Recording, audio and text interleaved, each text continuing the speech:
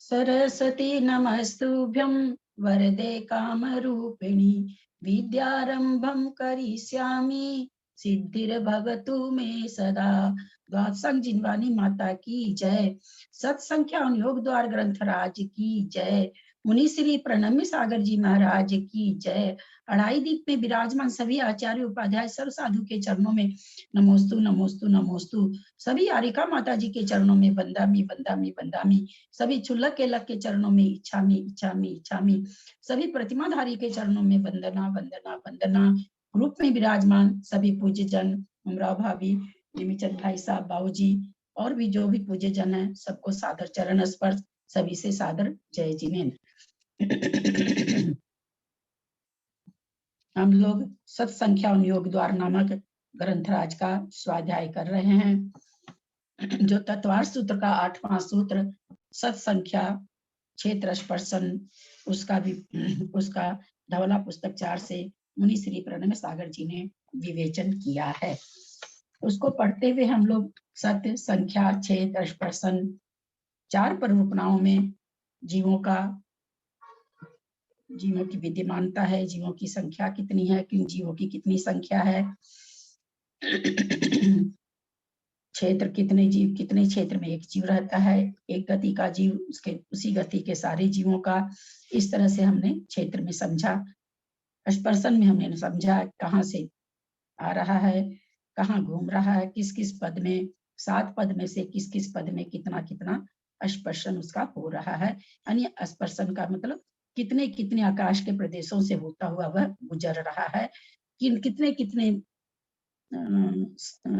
कितने जगह का आकाश के प्रदेशों को वो स्पर्श कर रहा है, वो स्पर्शन कहलाता है।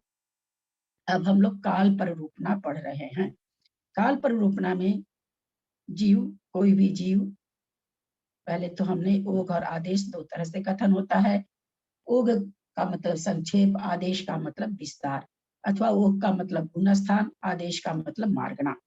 तो पहले हम गुणस्थान में समझे कि भी किस किस गुणस्थान में कब तक कितने कितने काल तक जीव रहता है, कब कौन सा गुणस्थान खाली होता है, कौन सा नहीं खाली होता है, किसमें जीव हमेशा पाए जाते हैं।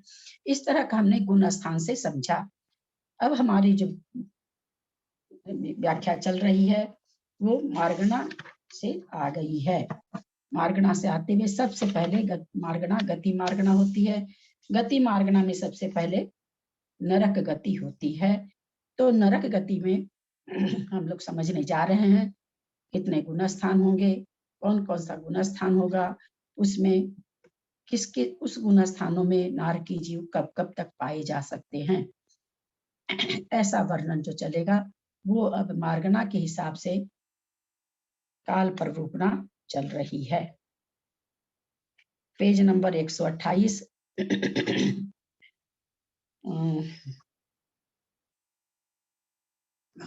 हाँ 128 का 128 नहीं 128 ही है, तो हो गया था पूरा। गति मार्गना आज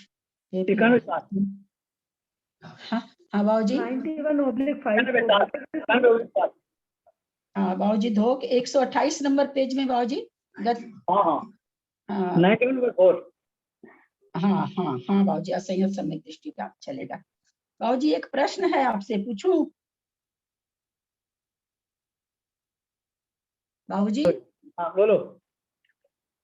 13वें गुण स्थान में जीव आहारक क्यों है और 14वें में अनाहारक क्यों है? 14वें गुण अनाहारक क्यों है? हाँ। तो वहां पर तो ये नहीं है ना, आहारक तो बोलता है जो शरीर में खुद ग्रहण करता है तब होता है आहारक, तो वहां तो वो व्यवस्था है नहीं, इसलिए 14वें गुण स्थान में अनाहारक रहेगा। हाँ बाबूजी, चौथे गुण स्थान अनाहारक बताते हुए 14वां गुण स्थान लिया गया, क्योंकि 14वें गुण स्थान में वो नौकर वर्गनाओं को ग्रहण नहीं कर रहे हैं। चल रहे हम लोग 90/4। असंयत सम्यक दृष्टि नाना जीवापेक्षा सर्वकाल एक जीवन प्रति जघन्य न अंतर्भूत। असंयत सम्यक दृष्टि नारकियों का बात चल रही है, नारकी पढ़ रहे हैं, नरक गति पढ़ रहे हैं हम लोग। नरक गति में चौथा गुण स्थान किस तरह से पाया जाए, चौथे गुण स्थान में कैसे कैसे जीव पाए जाएंगे, वो यहाँ पर चल रहा है। असंयत सम्यक दृष्टि का नाना जीवों के अपेक्षा से सर्वकाल है तथा जे एक जीव की अपेक्षा जघन्य से अंतर्मूर्त है। इसका क्या मतलब हुआ? असंयत सम्यक दृष्टि का नाना जीवों की अपेक्षा से सर्वकाल है। क्या समझे हम इसका मतलब? इसका मतलब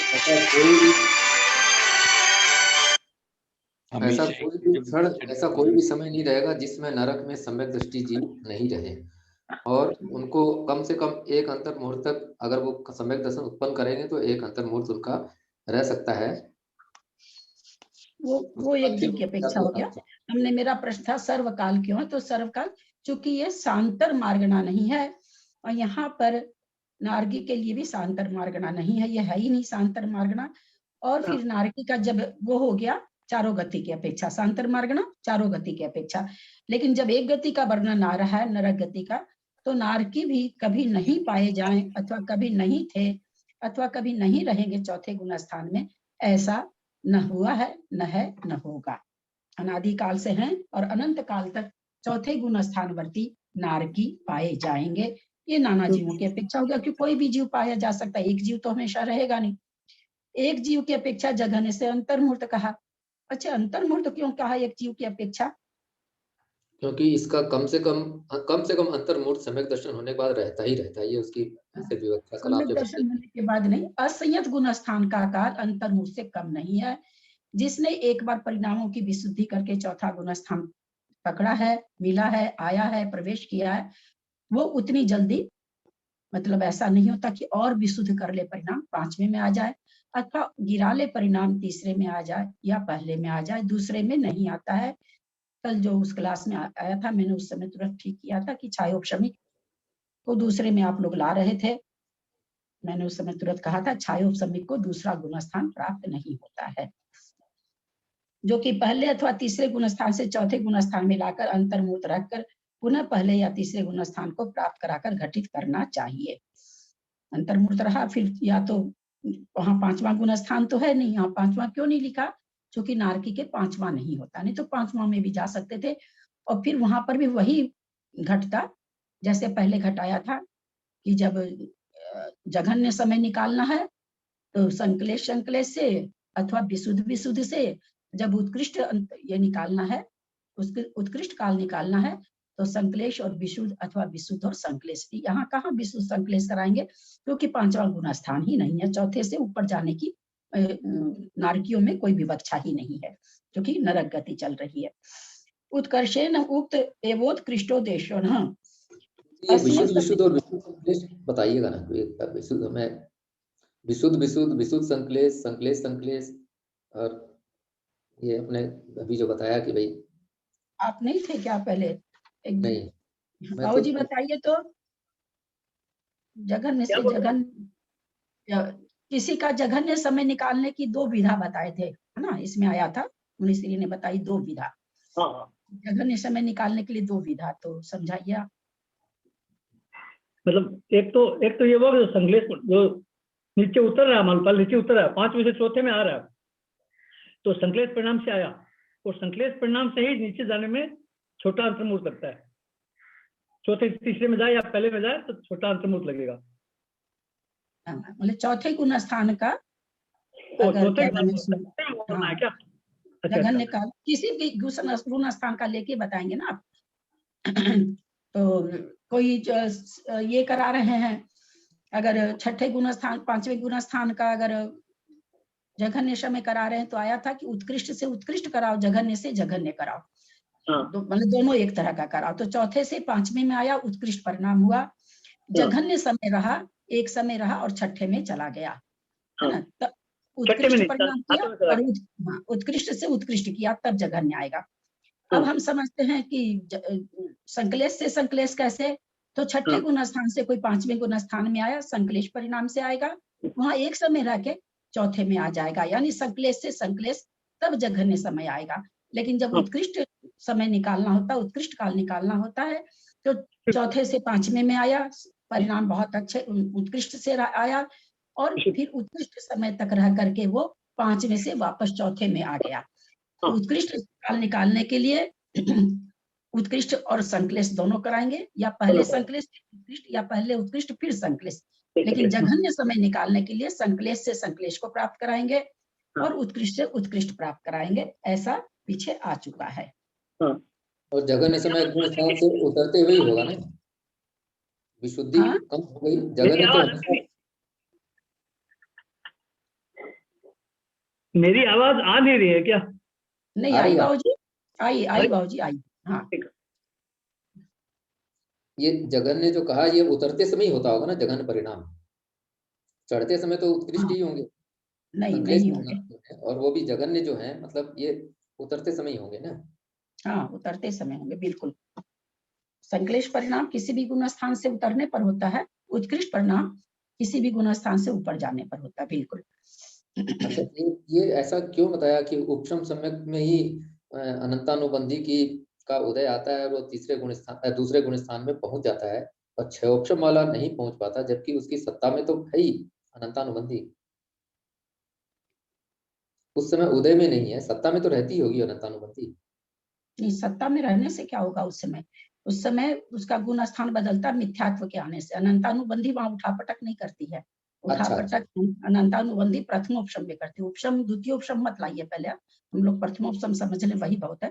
प्रथमोपशम करने वाले का 7 अनंतानुबंधी और 3 अथवा 2 अथवा 1 दर्शन होने की प्रकृतियों को दबाया। तो ऐसा स्वभाव है दर्शन होने की प्रकृति, चाहे 3 का हो, चाहे 2 का हो, चाहे 1 का हो, वो अंतर्मुख तक चुपचाप बैठी रहती है, कोई हल्ला गुल्ला नहीं करती है वो। लेकिन अनंतानुबंधी, जैसे 2 बच्चे, एक बच्चे को आप कह दिए तुमको आधी घंटा कुछ नहीं मिलेगा, दूसरा बच्चा को भी आपने कहा, एक बच्चा चुपचाप शांत बैठा रहता है, हम घरों में देखते हैं, दूसरा बच्चा उठा पटक करके आधी घंटा में माँ को खा के रख देता है। उसी तरह अनंतानुबंधी अंतर्मूर्त तक इतना उद्यम मचाती है, जो दबा सकते हैं, जिनके परिणाम विशुद्ध रह पाते हैं, वो अंतर्मूर्त काल तक उपशम श्रेणी में रह जाते हैं, और फिर मिथ्यात्व के उदय से मिथ्यात्व में आते हैं, मिश्र के उदय से मिश्र में आते हैं, सम्यक्त्व के उदय से सम्यक्त्व में आते हैं। लेकिन अंतर्मूर्त के पहले अगर अनंतानुबंधी उदय में आ ही गई, तो जितने समय पहले आएगी, अधिक से अधिक 6 अवधि है, कम से कम 1 समय है। पूरा समय अंतर्मुक्त बीत गया, प्रथमोपशम का 1 समय बाकी रहा था, मात्र 1 समय, और वो क्या हुआ? सासाधन गुण स्थान को प्राप्त हो गई, अनंतानुबंधी का उदय आ गया। सासाधन से फिर वो नियम से मिथ्यात्व में जाता है। यहाँ भी जा सकता था मिथ्यात्व में, लेकिन सासाधन से नियम से मिथ्यात्व में जाएगा। तो अंतर्मूर्त काल कैसे घटित करेंगे? जैसे अभी कहा कि उपशम सम्यक का एक बार हो गया और उसके बाद वो नियम से फिर नीचे ऊपर जो भी करना करेगा, तो एक अंतर्मूर्त है, तो ये अनंतानुबंधी के लिए पूरा अंतर्मूर्त की बात लागू नहीं होती, मतलब। इसीलिए इसका जो अप्रशस्त उपशम कहा जाता है, दर्शन मोहिनी का प्रशस्त उपशम है, अनंतानुबंधी का अप्रशस्त उपशम है, क्योंकि ये कभी भी उदय में आ सकती, इसीलिए इसका उपशम को अप्रशस्त उपशम कहा गया, और दर्शन मोहिनी की प्रकृतियों का प्रशस्त उपशम कहा गया। अच्छा, मतलब चौथे गुण स्थान से जब भी आदमी गिरेगा तो डायरेक्ट मिथ्यात्व में आएगा, वहां पर अनंतानुबंधी जब तक सम्यक नहीं, तीसरे में आ सकता है ना, मिश्र के उदय आने से तीसरे में चला जाएगा।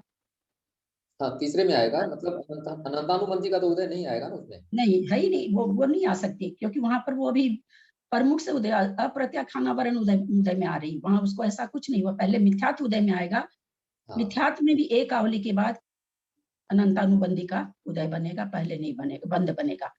वहां पर इसीलिए कहा जाता है कि एक समय ऐसा भी होता है जब जीव मिथ्यात्व को प्राप्त हो जाता है, परंतु अनंतानुबंधी का उदय नहीं होता है। अच्छा, ये उसी मिथ्यात्व विवक्षा से का उदय आ जाता है, अनंतानुबंधी का उदय नहीं आता है। ऐसा कब होता है? जब चौथे से पहले में आता है, तब। चले आगे। हाँ जी। उत्कृष्ट काल, असंयत सम्यक दृष्टि नारकी का उत्कृष्ट रूप से जो उत्कृष्ट काल कुछ कम 7 पृथ्वियों का कहा वही है।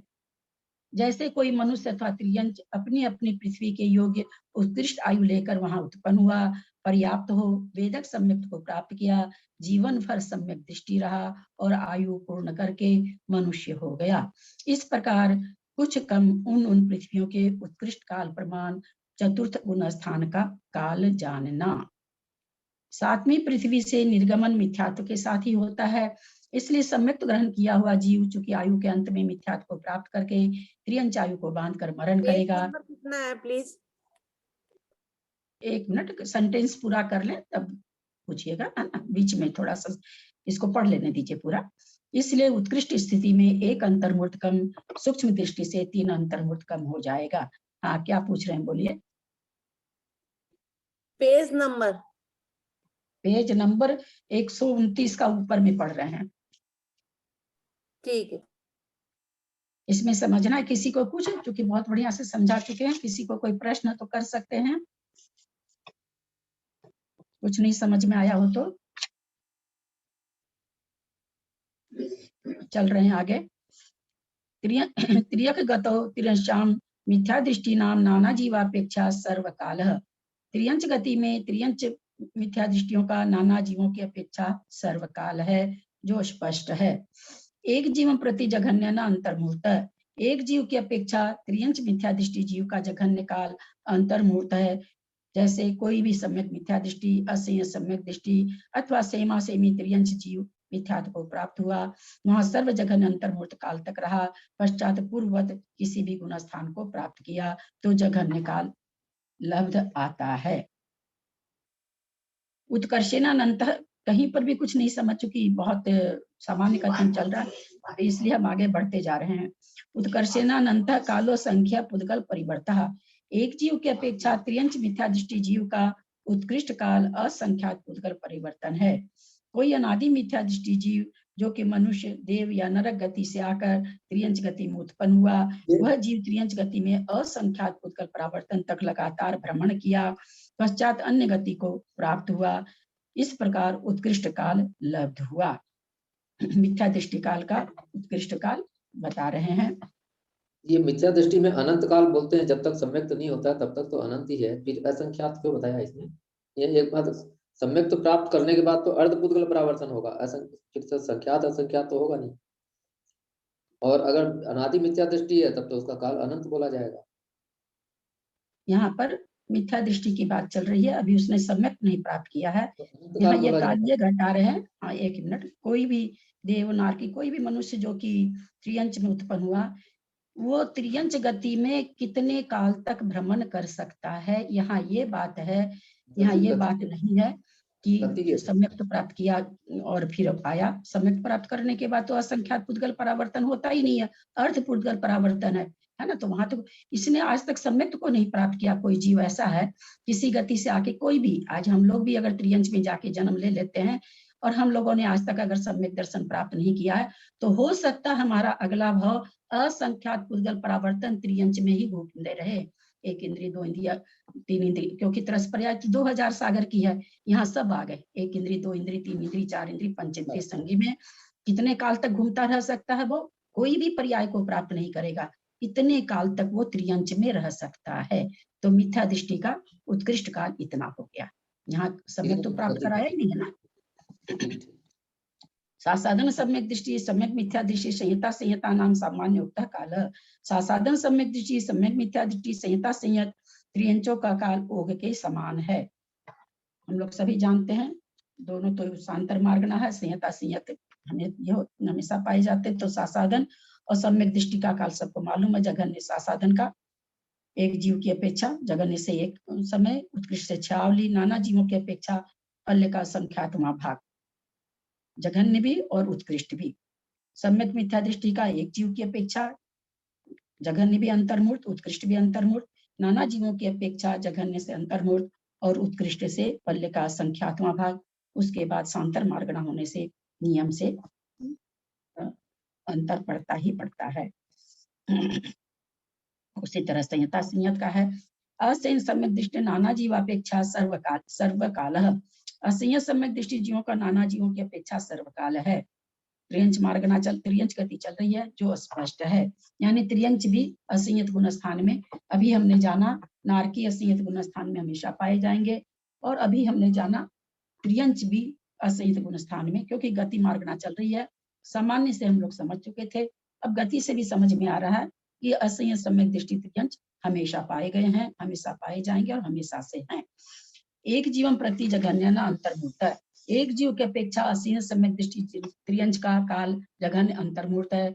कोई भी पहला अथवा तीसरा गुण स्थान वाला त्रियंच जीव परिणामों की विशुद्धि के निमित्त से चतुर्थ गुण स्थान को प्राप्त हुआ, वहां सर्व लघु अंतर्मूर्त काल रहकर सही महासंयम को प्राप्त हुआ।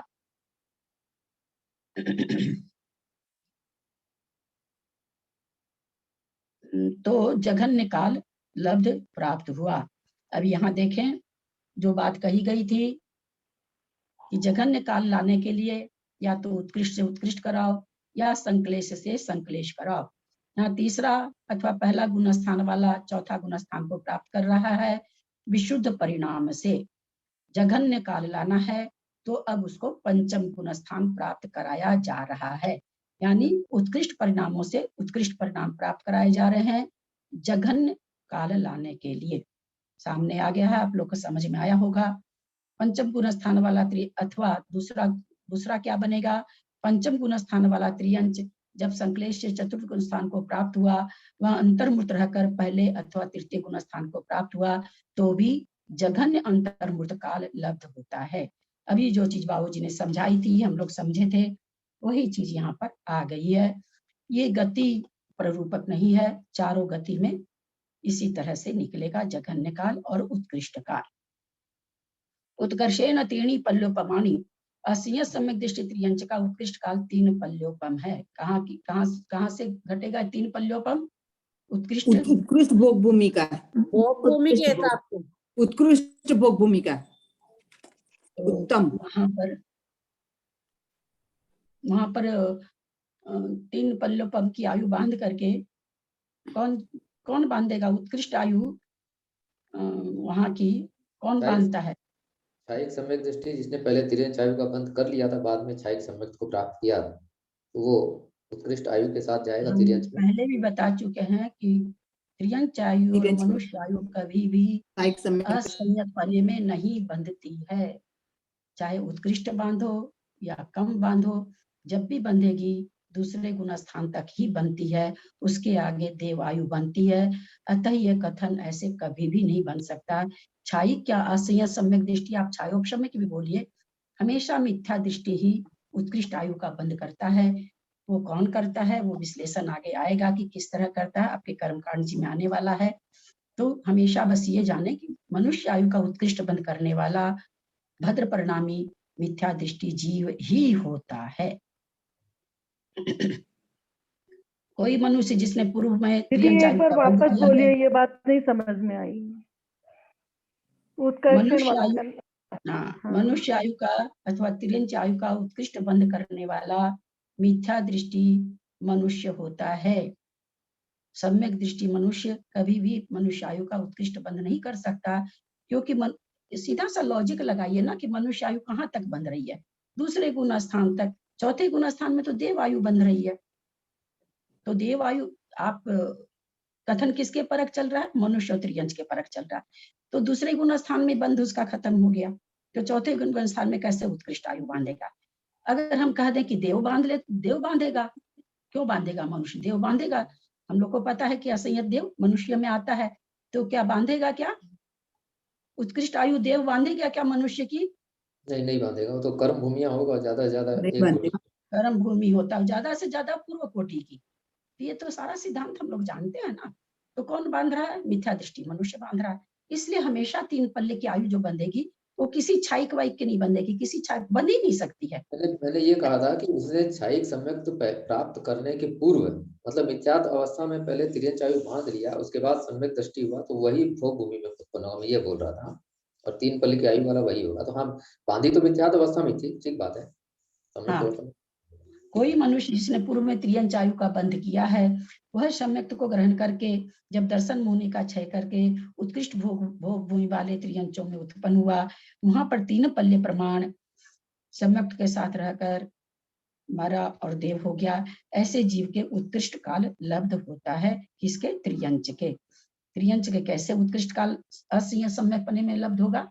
जो अभी इन्होंने कहा वही होगा कि सम्यक दर्शन प्राप्त करने के पहले, और उसने कर लिया, क्योंकि उसको सम्यक दर्शन के साथ लाना पड़ेगा, 3 पल्ले घटाना, नहीं तो वहां लाके प्रथमोपशम कराएंगे, फिर 3 करण करके फिर करेगा तो फिर 3 पल घटेगा नहीं, इसलिए क्षायिक सम्यक दर्शन पर क्षायोपशमिक।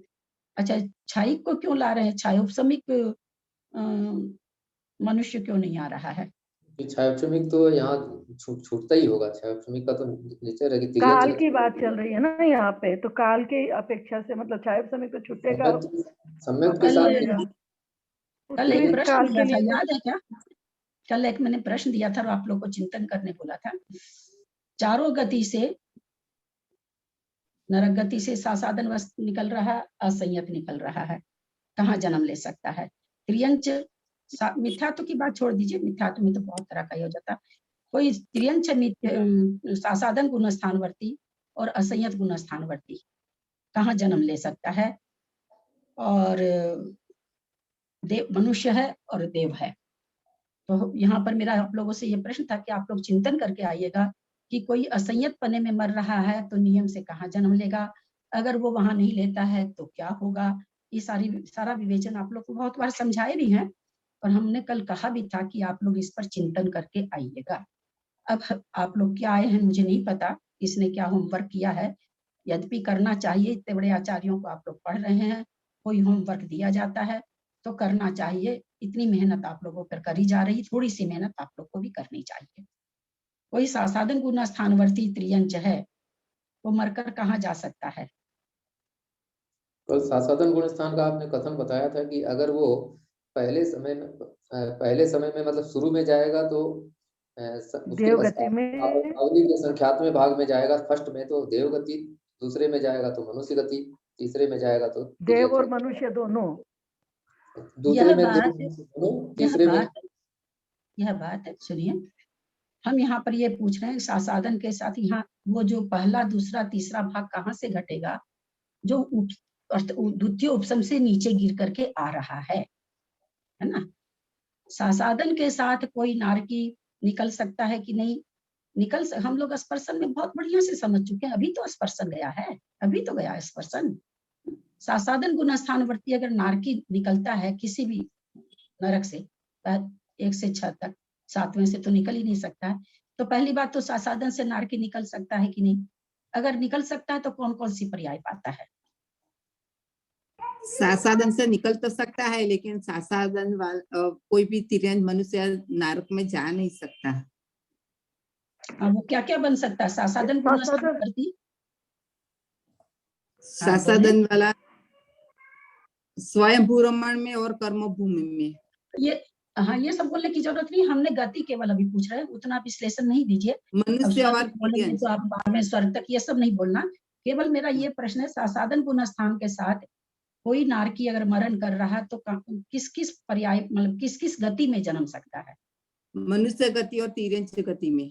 अच्छा, और असंयत नारकी मरण को प्राप्त हो रहा है, और अगर वो त्रियंच में जा रहा है तो क्या होगा, और अगर मनुष्य में जा रहा है तो क्या होगा, अथवा वो कहाँ जा सकता है? 3 प्रश्न का उत्तर दीजिए।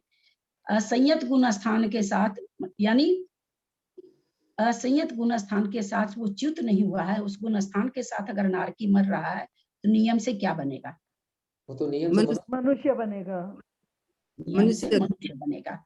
सासादन वाला मनुष्य भी बना, त्रियंच भी बना। हाँ, हमने ये विवक्षा समझी, और किसी ने त्रियंच आयु बांध ही ली है तो वो क्या होगा उस समय मरण के पहले? भोगभूमि का तिर्यंच बनेगा।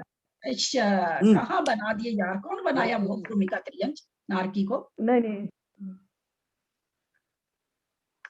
प्रश्न पूरा सुना करिए ना। मैंने क्या कहा कि असंयत सम्यक दृष्टि नारकी है और त्रियंच आयु बांध लिया तो क्या होगा, जाएगा कि नहीं जाएगा? उसका नियम से सम्यक तो छूटेगा, उसका नियम से सम्यक तो छूटेगा, बस उसका नियम से सम्यक तो छूटेगा। भोगभूमि कहाँ से आ गई? अब त्रियंच कोई मर रहा है ना, सासादन गुण स्थानवर्ती त्रियंच मर रहा है, कहाँ कहाँ जा सकता है? उसने अगर पूर्व में आयु नहीं बांधी है। आयु नहीं बोलिए, खाली संभावना बताइए, वो सब नहीं, संभावना बताइए कि क्या क्या संभावना उसके साथ। सासादन गुण स्थान के साथ कोई त्रियंच मर रहा है तो उसकी संभावना क्या क्या है? नरक को मनुष्य गति या देव गति। और बोलिए लोग, और बोलिए। भाई सासादन तिर्यंच मर रहा है ना, सासादन गुण स्थान के साथ है, तो देवगति में जाएगा। और तीन मतलब नरक को छोड़ के बाकी 3 आयु। हाँ, नरक को छोड़ करके हाँ। एक सिद्धांत से सिद्धांत पकड़ना चाहिए। हाँ वही तो जैसे आपने सासादन गुण, एक मिनट सुन लें। नारकी नरक में जाता नहीं, देव में जाता नहीं। हमने क्या सिद्धांत समझा कि नारकी अगर मर रहा है तो त्रियंच और मनुष्य में जाएगा, क्योंकि दो ही गति बची उसके लिए। उसी तरह से त्रियंच अगर मर रहा सासादन गुण स्थानवर्ती, तो नरक में तो प्रवेश है नहीं, वो तीनों जगह जाएगा। एक गति से सारी गति में सिद्धांत लगाना सीखिए। वो अलग बात है कि किसी किसी में एक्सेप्शन चलता है, तो वो हम लोग अलग से समझते हैं। सामान्य कथन जब चलता है तो सामान्य कथन चलता है। तो हमने समझा। अब असंयत सम्यक दृष्टि त्रियंच है, वो मरण कर रहा है तो कहाँ जाएगा? असंयत गुण स्थान के साथ मरण कर रहा है तो कहाँ कहाँ जा सकता है? देवगति में ही जाएगा। देवगति में जाएगा कि दूसरे गुण स्थान में ही विच्युति हो जाती त्रियंच आयु की। अब अगर वो त्रियंच में जाता है और मनुष्य में जाता है तो क्या होगा? कोई ठेका तो लिया हुआ नहीं कि आयु नहीं बांधेगा। आयु बांध ली, पीछे असंयत पना को प्राप्त हुआ। असंयत के साथ मान लीजिए वो मर रहा है, तो क्या होगा? अगर मनुष्य की आयु बांध लिया और मनुष्य में जा रहा हो, अथवा त्रियंच की आयु बांध लिया त्रियंच में जा रहा, तो क्या होगा? तब फिर भूमि में जाएगा। अरे भैया, आप सबको भोग भूमि में क्यों पहुंचा रहे हैं? यहाँ दूसरी चीज समझी जा रही है, गति समझी जा रही है। हम यहाँ ये पूछ रहे हैं कि असंयत गुण स्थान किसी ने किसी ने असंयत गुण स्थान के साथ मर रहा है, और अगर त्रियंच और मनुष्य में जा रहा है, आपने बोला असंयत गुण स्थान के साथ कोई है तो देव में जाएगा त्रियंच। मेरा अब ये प्रश्न है कि अगर किसी ने त्रियंच आयु और मनुष्य आयु बांध होगा, असंयत गुण स्थान का क्या होगा? यहाँ भूमि आपसे नहीं पूछी जा रही है, सबको आप भोग भूमि पहुंचाए जा रहे हैं। भूमि नहीं पूछ रहे हैं हम आपसे। तो यहाँ दीदी पर जो उसका सम्यक दर्शन छूट के वापस होएगा क्या? हाँ, वहाँ सम्यक दर्शन छूट सम्यक जाएगा, दर्शन। वो मिथ्यात्व में जाएगा।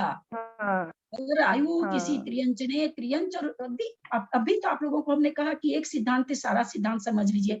हमने क्या समझा नरक में कि अगर अच्छी गति को पा रहा है तो असंयत बना हुआ है। अगर आयु बांध लिया है, असंयत है भी तो छूट जाएगा, है तो भी छूट जाए। यद्यपि खराब परिणामों से साधन से वो मनुष्य भी बन रहा है, त्रियंच भी बन रहा है, लेकिन शुद्ध परिणामों से वो मनुष्य ही बन सकता है। किसी कारण बस आयु बंध गई है तो छाई की तो कोई यहाँ बात ही नहीं चल रही। छाई तो जिसने जैसे बांध ली और जैसे कर लिया वो कीर्ति प्रतिवेदक होके जाए, पूरा ये होके जाए, वो तो खतन यहाँ अलग है। यहाँ पर असंयतपना छायोपसमिक की बात चल रही है। तो वो जब भी अगर मनुष्य और त्रियंच आयु में जाएगा तो निश्चित रूप से उसका असंयतपना छूट के ही जाएगा। और यही चीज मनुष्य में बन जाएगी। सासादन में जा रहा है तो चारों गति में, नरक में तो प्रवेश नहीं है, मनुष्य भी बन सकता है, त्रियंच भी बन सकता है, देव भी बन सकता है, तीनों गति में जा सकते। अच्छा, सामान्य कथन यहाँ हम लोग वो नहीं लगाएंगे, इतना काल बीता इतना काल बीता, वो तो जब हम विशेष विवेचन में जाते हैं ना तब उतने अंदर। अभी सामान्य कथन चल रहा था सासादन गुण स्थान वर्ती अगर मनुष्य मर रहा है, क्योंकि चारों आयु का बंध पहले गुण स्थान में है, विच्युति केवल देव नरक आयु की है, तो वो चारों नरक में चूंकि सासादन से नहीं जा सकते हैं इसलिए वो नरक में नहीं जाएगा, बाकी तीनों जगह जाएगा। और अगर वो असंयत के साथ ही मरण कर रहा है तो नियम से देव में जाएगा।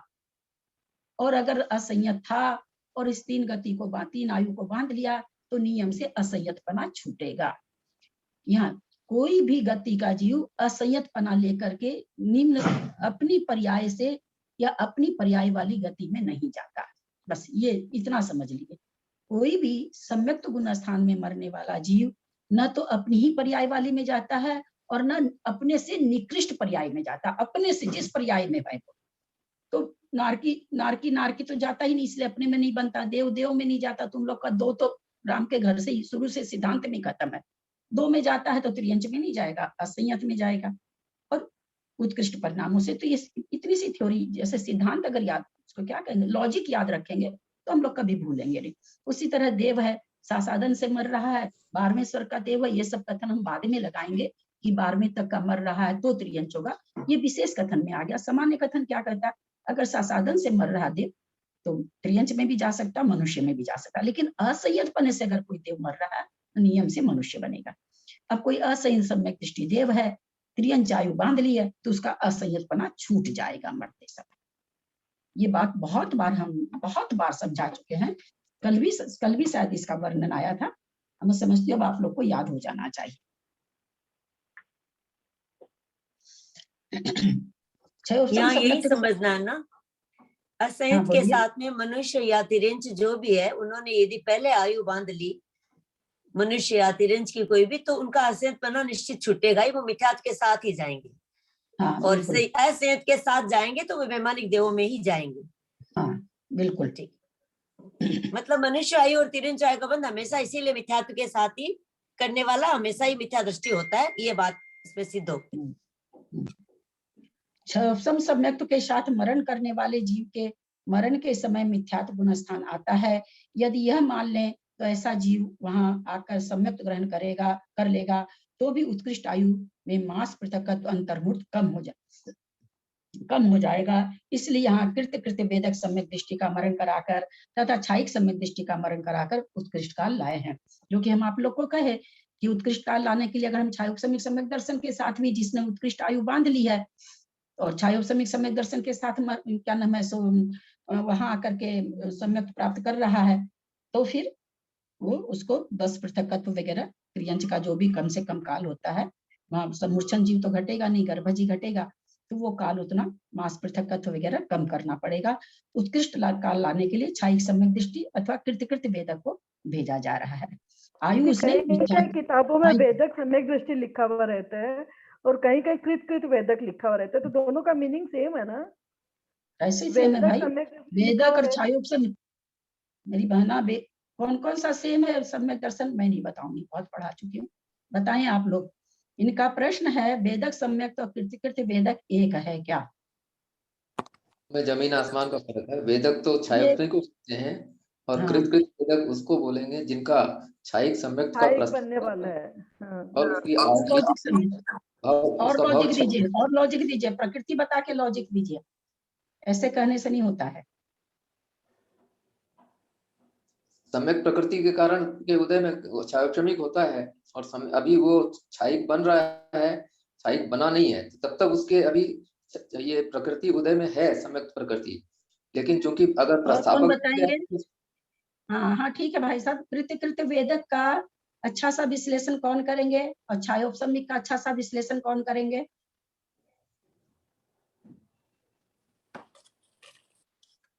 कृत वेदक तो मैंने जहां तक जो समझा मैं बताती हूँ दीदी। पहले कृत वेदक तो वो है जिसने 8वें गुण स्थान में, मतलब बस अब थोड़ी सी देर में अंतर्मूर्त बाद में लाने की क्या जरूरत है? वही 8वां गुण स्थान क्यों आएगा उसके लिए? 4थे गुण स्थान में छायिक है, 8वां गुण स्थान में छायिक है। हाँ, लेकिन होता तो ये 7वें के बाद ही है शुरू। कृत वेदक कहा पढ़ा 3 कर्म जो करते हैं कर्मकांड जी पढ़ा, पेज नंबर बताइए।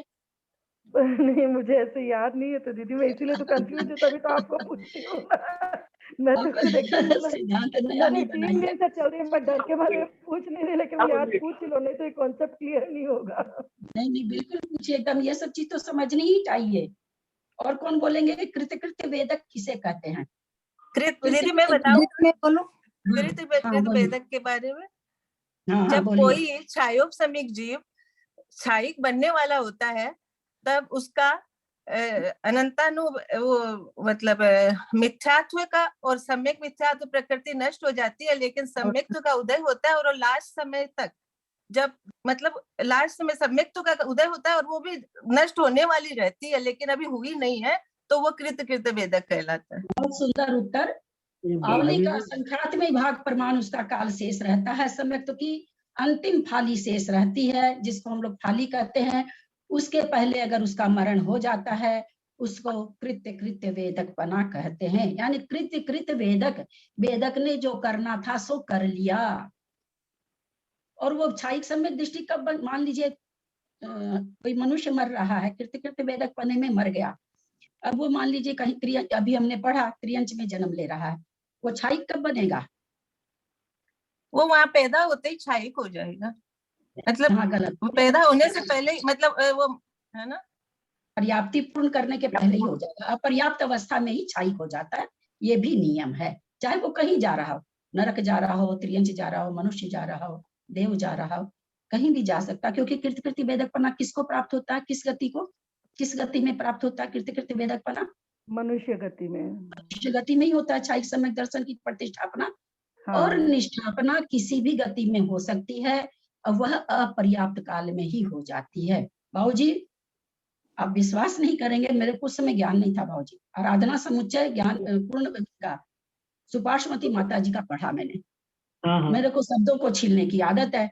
अब उसमें आप लोग के पास हो तो देखिएगा, मात्र एक लाइन लिखी हुई है कि वो निर्वृत्तीय अपर्याप्त अवस्था में छाई हो जाएगा। कुछ इस तरह की एक पंक्ति है बाबूजी। मैं उस एक पंक्ति पर महीनों मतलब सोचती रही कि हाँ क्या कहना चाहती। उस समय मैं इतना नहीं समझती थी बाबूजी, निवृत्ति अपर्याप्त अवस्था, पर्याप्त अवस्था। मैं एक एक उसका संधि विच्छेद करी हूँ, संधि विच्छेद से मीनिंग निकाली हूँ। और उस समय मेरे ये भावना, मैं ये नहीं जानती, मैं गलत हो सकती थी, पर मेरे ये दृढ़ निश्चय हो गया कि छाई सम्यक दृष्टि अपर्याप्त अवस्था में हो जाता है, निवृत्ति अपर्याप्त अवस्था, अपर्याप्त निवृत्त अपर्याप्त अवस्था में हो जाता है। मैं इस बात को जमाए रखी मन में, लेकिन अंदर से भयभीत रहती थी कि मैं ये सिद्धांत गलत तो नहीं कर रही हूँ। अब मैंने शब्दों से निकाला था, आज तक किसी के, अभी तक ऐसा हम नहीं सुने अभी तक किसी के मुंह से। निकलते निकलते अब जाकर के इस बात का जगह जगह खुलासा आया, तो मेरे को लगा कि मैंने उस समय ठीक समझा था। मैं उस समय कखा गगा भी नहीं जानती थी बाबूजी, मैं तो शब्दों से चीजों को पकड़ती थी। कोई भी सिद्धांत मेरे को उस समय नहीं आता था। एकदम उसमें आराधना समुच्चय जब माता जी का पढ़ा था तो ढंग से हमको वो चार प्रसन्न संवेग आस्तिक की अनुकंपा तक नहीं समझ में आता था क्या है।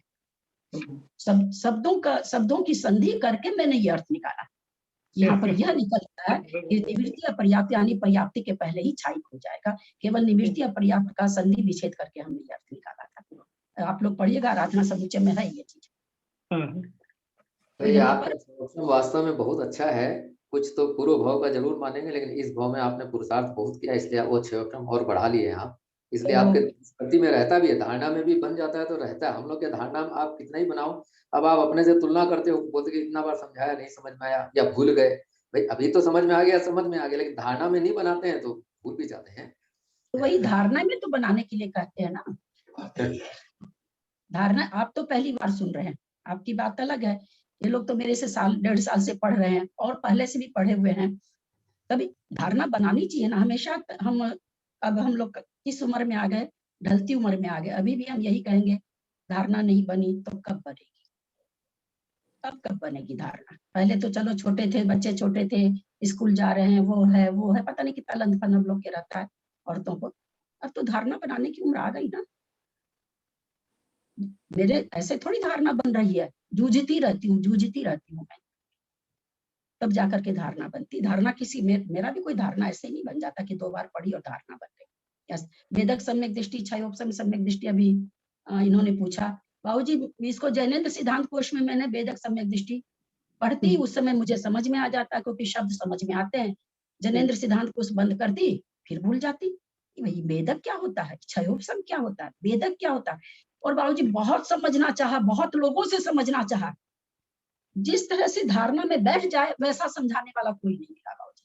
मेरी अपनी ही समझ फिर उसमें अंतर निकाली कि वेदक, जिसको हम लोग को बता चुके हैं, जो सम्यक का वेदन करता है उसको वेदक सम्यक दृष्टि कहते हैं, और जिसको 2 प्रकृति का क्षय हो, उदयाभावी क्षय और क्या कहेंगे उसको, आगामी काल में उदय आने वाले स्पर्धकों का उपशम, और सम्यक इसको क्षयोपशम कहेंगे।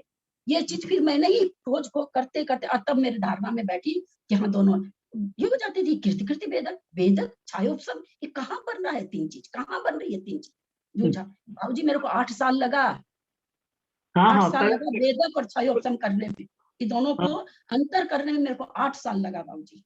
पढ़ती रही, रोज पढ़ती थी उस उतने से चैनल सिद्धांत कोश को, इतना सा को रोज पढ़ती, निकाल के पढ़ती, लगता हाँ ठीक तो कर रहा है, बंद करती, सोचती किसको कहते हैं, फिर नहीं समझ में आता। फिर अपने से ही इसका मैंने निकाला कि इसका ऐसे उत्तर बैठेगा। तो जूझना पड़ता है बाबूजी, धारणा तब बनती है, ऐसे थोड़ी धारणा बन जाती है। सब मनुष्यगतो मनुष्येषु मिथ्या दृष्टि नाना जीवापेक्षा सर्वकाल। जिस समय बाबूजी 8 साल लगाए, उस समय मैं कखा गगा भी नहीं जानती थी। मैं पूछती थी लोगों से, सम्यक दर्शन किस चिड़िया का नाम है। कुछ भी समझ में नहीं आता था। मनुष्य गति में, मनुष्यों में मिथ्या दृष्टि का नाना जीवों की अपेक्षा सर्वकाल है, यह अस्पष्ट है। एक जीवन प्रति जघन्य न अंतर्मुक्त। मिथ्या गुण स्थान किसी भी गति में सांतर मार्गना नहीं है। एक जीवन प्रति जघन्य न अंतर्मुक्त। एक जीव की अपेक्षा जघन्य काल अंतर्मुक्त है। जैसे कोई जीव जो तृतीय चतुर्थ पंचम गुण स्थान से प्रथम गुण स्थान में आया, वहां सर्व लघु अंतर्मूर्त काल रहकर अन्य गुण स्थान को प्राप्त किया, तो मिथ्या दृष्टि मनुष्य का जघन्य काल आता है, जो कि हम लोग समझ लिए हैं। और यह काल असंक्षेपाधा काल से ज्यादा है। पेज पे पढ़ रहे हैं, अभी तक मुझे नहीं मिला, मैं लेट से ज्वाइन हुई थी ना। कितना पेज पे पढ़ रहे हैं? 1 to 8 नहीं है क्या? 128 पेज नहीं था क्या? 130 का लास्ट। हाँ ठीक है, वही निकाल रखा है मैंने, क्योंकि कागज डाला हुआ था, सॉरी। यहाँ द्वितीय गुण स्थान क्यों छोड़ दिया? ओघ परिरूपणा में इसका उत्तर दे करके आए हैं। क्या क्या कह रहे हैं? फिर से पढ़ रही हूँ। एक जीव की अपेक्षा जघन्य काल अंतर्मुक्त है। किसकी बात चल रही है? मनुष्य गति की बात चल रही है। काल मार्गणा है, काल परिरूपणा है, और मार्गणा क्या है? गति मार्गणा में जीव मार्गणा है, और जीव में गुण स्थान मनुष्य है, और उसमें क्या विवक्षा चल रही है? पहला गुण स्थान। तो पहले गुण स्थान के लिए कह रहे हैं एक जीव की अपेक्षा, ऊपर तो उन्होंने बता दिया नाना जीवों की अपेक्षा सर्वकाल है, एक जीव की अपेक्षा जघन्य काल अंतर्मुक्त है, ये भी हम लोग जानते ही हैं। फिर भी वो बता रहे हैं कि कोई जीव जो तीसरे चौथे पांचवें गुण स्थान से प्रथम गुण स्थान में आया, वहां सर्व लघु अंतर्मुक्त काल रहकर अन्य गुण स्थान को प्राप्त किया, तो मिथ्या दृष्टि मनुष्य का जघन्य काल आता है। अब यहाँ ये कह रहे हैं कि आप चौथे पांचवें तीसरे से ही प्राप्त करा करके क्यों करा रहे हो? ऊपर से जो दूसरा गुण स्थान आप क्यों छोड़ दिए? दूसरा गुण स्थान से भी तो पहले गुण स्थान में आके फिर उसको चढ़ा दीजिए, चढ़ा सकते हैं। तो ये कह रहे हैं इसका ओघ में क्या दिया था, किसी को याद है क्या? अभी दिया है। अभी ओघ पर रुकना मतलब अभी की पर रुकने में दिया है। काल छोटा है, 6 अंगुली और 1 समय, ये ऊपर से पूरा नहीं है, इसलिए ये ऊपर से गुण स्थान से गिरता हुआ ही नीचे आएगा जब अनंतानुबंधी के छाये का उदय आएगा। समय उसका एक कम से कम एक समय और गिरते हुए बनता है। एक भी सिद्धांत सही नहीं बोले हैं, और जबकि अभी अभी भी ये सब वर्णन हुआ, अभी भी आज भी हुआ है। दीदी क्षय वाला दूसरे गुण स्थान से, हाँ बोलिए। क्षय वाला दूसरे गुण स्थान में नहीं आता। यहाँ क्षयोपम की आप क्या पूछ रहे हैं? मैं यहाँ ये पूछ रही हूँ, ये यहाँ पर खुद शंकाकार शंका कर रहे हैं कि आप यहाँ तीसरे से चौथे से पांचवें से आप पहले गुण स्थान में भेज रहे हैं, और छोटा काल रह करके फिर उसको तीसरे में चौथे में पांचवें में भेज रहे हैं, तो जघन्य अंतर्मुक्त काल आ रहा है। तो आप द्वितीय गुण स्थान को क्यों छोड़ दिए? दूसरे से पहले में भेज के फिर दूसरे में क्यों नहीं भेज रहे हैं, अथवा तीसरे चौथे में क्यों नहीं भेज रहे हैं? दूसरे में नहीं भी भेजे तो तीसरे चौथे में क्यों नहीं भेज रहे हैं? आप दूसरे से नीचे उतार करके, दूसरे से भी तो पहले में ही आता है, फिर आप उस समय मिथ्यात्व गुण स्थान का सर्व जघन्य काल क्यों नहीं बता रहे हैं? तीसरे से बताया ना, मिथ्यात्व में जाने वाले को समय लगता है ज्यादा वापिस परिणामों को संभालने के लिए। लघु अंतर्मुहूर्त में वापस गुण स्थान को प्राप्त नहीं कर सकता। जो दूसरे से मिथ्यात्व में चला जाएगा वो जीव सर्व लघु अंतर्मुहूर्त में वापस अपने गुणस्थान को, आगे के गुणस्थान को जल्दी से प्राप्त नहीं कर सकता, समय लगेगा। जहां तक मुझे याद है कल ऐसा ही उसका लघु काल उसका नहीं आएगा। क्यों नहीं आएगा? क्योंकि वो संक्लेश परिणामों से नीचे आया है, वो अपने परिणामों को इतनी जल्दी विशुद्ध करके तीसरे या चौथे गुणस्थान में अथवा पांचवें में नहीं आ पाता है, उसको बड़ा अंतर्मुहूर्त लगता है।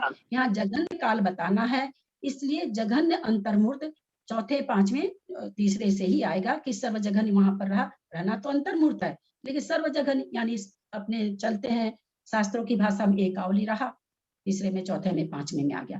लेकिन जो दूसरे गुण स्थान से पहले गुण स्थान में आता है उसके परिणामों में इतनी संक्लेशता पाई जाती है कि वो पुनः अपने को एक दो आवली में विशुद्ध नहीं कर पाता है, ऊपर के गुण स्थान में नहीं ले जा पाता है। ऐसा आ चुका है। ले क्या और की छोड़ दें? ठीक, थोड़ा थोड़ा है ना, मैं पुनः आप लोग से कहती हूँ थोड़ा थोड़ा इस पर भी सामायिक करिए, एक समय की सामायिक है ना, इन सिद्धांतों पर करिए, बहुत आनंद आएगा, बहुत अच्छी सामायिक होगी। सामायिक का मतलब यहाँ पर ये नहीं लीजिए कि चारों 3 आवर्त करके चारों दिशाओं में प्रणाम करके हम विधि पूर्वक बैठे तो लगेगा कि अरे 10 मिनट तो इसी में चला गया। कहने का मतलब एकाग्र होकर के थोड़ा सा जो सब्जेक्ट पढ़ते हैं कम से कम उस दिन उतने को तो रिवाइज करना ही चाहिए। और जब रिवाइज में कहीं अपने को रुकावट आती तो फिर ग्रंथ खोल के तुरंत मैं जो करती हूँ खोल के देखना चाहिए। रात के 12 बजे हो, रात के 2 बजे हो, तुरंत उसी समय ग्रंथ खोल के देखना चाहिए, तो धीरे धीरे धारणा बनती है। पहले चिंतन करिए, चिंतन में जहाँ रुकावट हो वहां फिर खोल के देखिए, तो फिर धारणा बनती चली जाती है। प्यास गहरी हो तब होना, इतनी गहरी प्यास नहीं है ना बाबूजी। आपको तो ऐसे ही ज्ञान है बाबूजी, आपकी तो बहुत उम्र है, आपकी बात हम नहीं कर रहे हैं। जो अभी कर सकते हैं, बैठ सकते हैं एकाग्रता में, कुसुम जी इतनी बढ़िया से बैठ सकती है एक आसन में, तो कुसुम जी वगैरह से तो मेरी धारणा रहती है कि इनका उत्तर बहुत अच्छा है। मंजू जी पाटनी है, बहुत अच्छा देती हैं, सुनीता जी हैं, जयश्री श्राफ जी हैं, त्रिशला जी हैं, कुछ लोग हैं जो बहुत अच्छा उत्तर देते हैं। बहुत दोबारे वाले स्वाध्याय में तो लोग बहुत अच्छा उत्तर देने लगे, ऐसा नहीं। मैं एक सामान्य बात कहती हूँ कि किसी चीज को भी अकेले में एकांत बैठो तो आज भाई आज हमने क्या स्वाध्याय किया, क्योंकि मैं ऐसा ही करती थी बाबूजी, चौरंगी से जाते हुए अक्कल तो कुछ थी नहीं, 6 प्रकार का बादर आज पढ़ ली। अब वो 6 बादर हमको रास्ते में घुमाना है, माथे में याद रखना है। शास्त्र जी भी नहीं, शास्त्र जी तो बाबूजी मैं आगे निकल जाती थी, मेरी टैक्सी आगे निकल जाती थी और फिर वहां उतर के कुछ भी बंगला नहीं आता था, रोने लग जाती थी। टेलीफोन नहीं था उस समय, मैं ये नहीं समझ पाती थी बाबूजी कि मैं इधर जाऊं कि इधर जाऊं, या मैं कैसे किसी से पूछूं कि चूंकि बंगला एकदम नहीं आती है। फिर धीरे धीरे हिम्मत करके पूछती, भाई हमको उस स्थान पर जाना है तो हम इधर जाएं कि इधर जाएं तो उससे दिशा निर्धारण होती थी। तब फिर मैं दूसरी टैक्सी पकड़ के उसको कहती थी, तो आगे निकल जाती थी टैक्सी, पता ही नहीं जहां हमको मोड़ने उसको कहना नहीं कर पाती थी। वो इतना दिमाग में घूमता था बाबूजी। और ये कांड एक बार नहीं हुआ बाबूजी, मेरे साथ बहुत बार हुआ है। वो स्वाध्याय को घुमाती रहती थी, आधी घंटा करीब लगती थी घर जाने में, आधी घंटा तक पूरा उसका जुगाली कर लेती थी। किसी दिन तो ध्यान आता था ढंग से पहुंच जाती थी, नहीं प्रायः मेरी टैक्सी आगे निकल जाती थी मोड़ से। ऐसा जिस दिन जुगाली करेंगे ना बाबूजी, इतना एकांत चिंतन करेंगे ना, तब धारणा बनेगी। समर्पण, हर चीज समर्पण खोजती है। एक बच्चे के प्रति भी हम जब समर्पित रहते हैं तो वो अपने को चाहता है, तो समर्पण तो हर चीज खोजती है। ये तो इतनी बड़ी जिनवानी माँ है, तो ये इसके प्रति समर्पण तो होना ही चाहिए ना। क्षमात्रा पदवाक्यहीनं मया प्रमाद्यादिचिन्तनोक्तं तन्मे क्षमित्वा विदधातु देवी सरस्वती केवलबोधलब्धिं। बोधि समाधि परिणाम शुद्धि स्वात्मोपलब्धि शिवसौख्य सिद्धि चिंतामणिं चिंतित वस्तुदाने त्वं वंदमानस्य ममास्तु देवी। जावाणी के ज्ञान ते सुझे लोकालोक सो वाणी मस्तक चढ़ो सदा दे तुम दो। हे जिनवानी भारती तो ही जपू दिन रैन जो तेरा शरणा गहे सो पावे सुख चैन।